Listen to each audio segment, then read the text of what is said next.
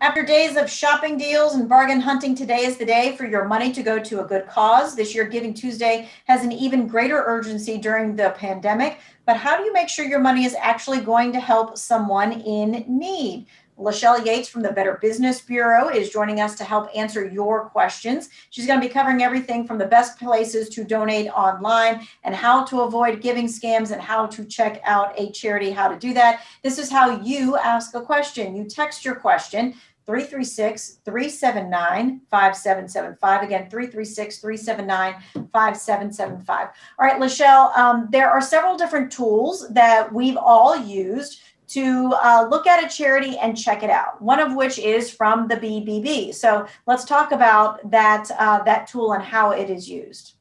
Sure. Just go to give.org. We try to make it really easy for you.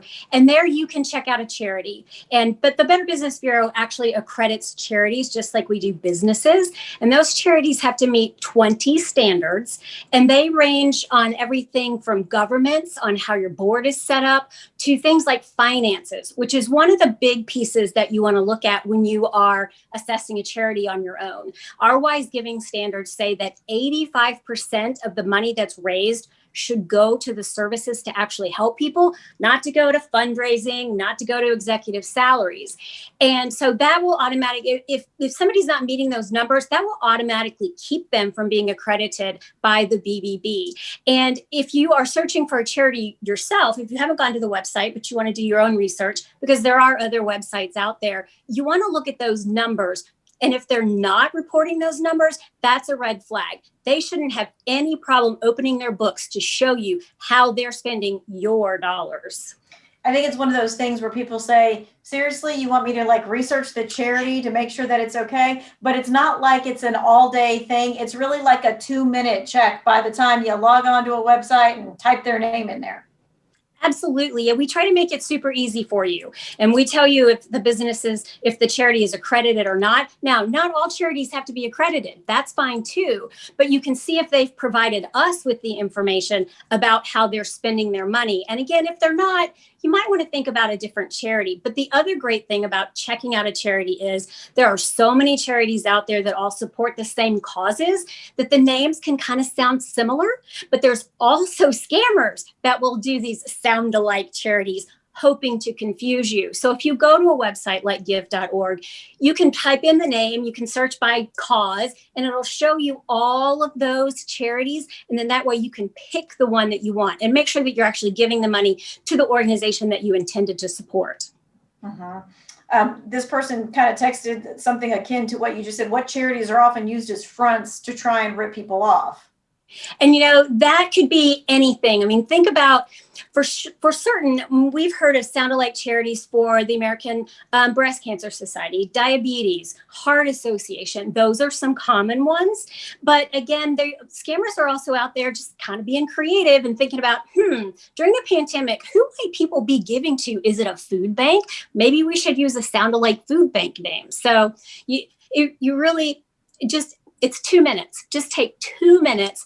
And then again, you want to make sure, all of us have fewer dollars this year, but like you said, the need is greater than ever. So we want to make sure that we really are supporting the people that we think we are. Well, speaking of which, someone is asking, are there people who act as if they're with the Salvation Army to get your money? The Salvation Army stands at specific places ringing the bell. They're not going to be coming up to you.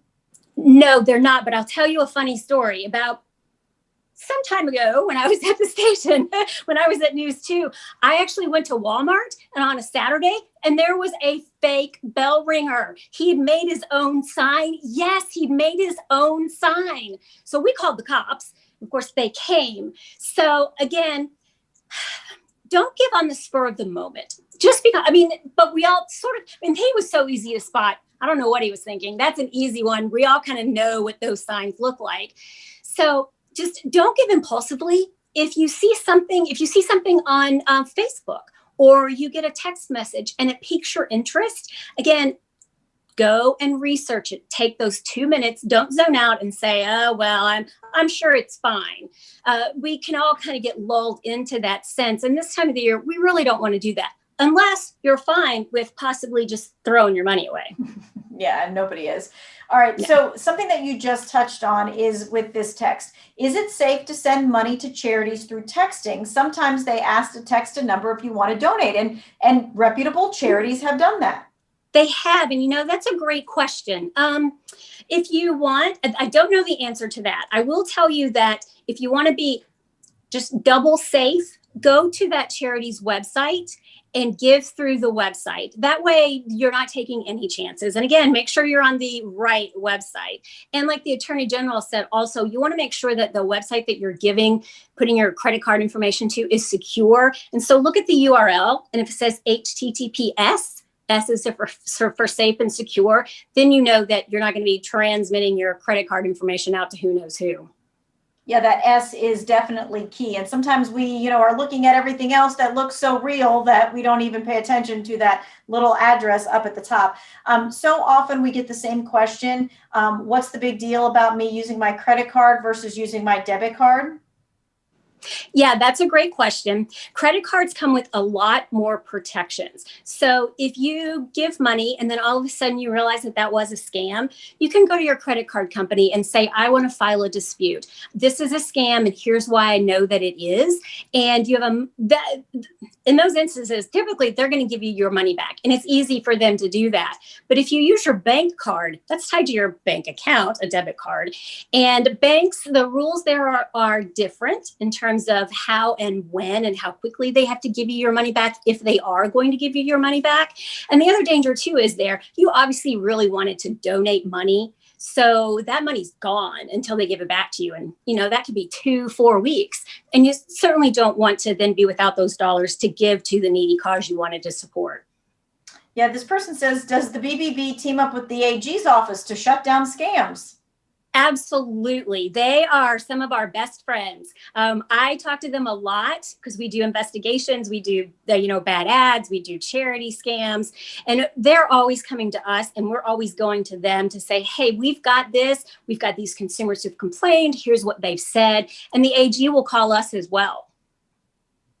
All right, this time of year, the BBB is a great resource, whether you're actually shopping online or whether you're getting someone to do work on your house. Mm-hmm. People will say, how do I know whether or not that person is listed with the BBB? It's worth giving it a shot.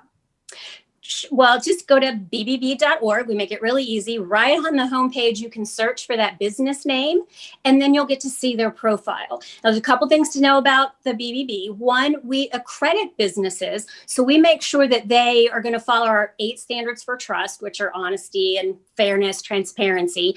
We also vet them. So we've looked to see, are they in an industry that needs a license? Do they have a license?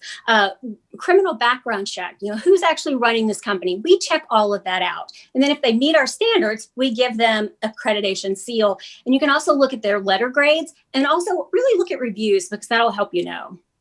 All right. So that is a quick synopsis there. You can always go on the BBB website, and we hope that you will do that so that you can check out the charities as well. Thank you, Lechelle, for joining us.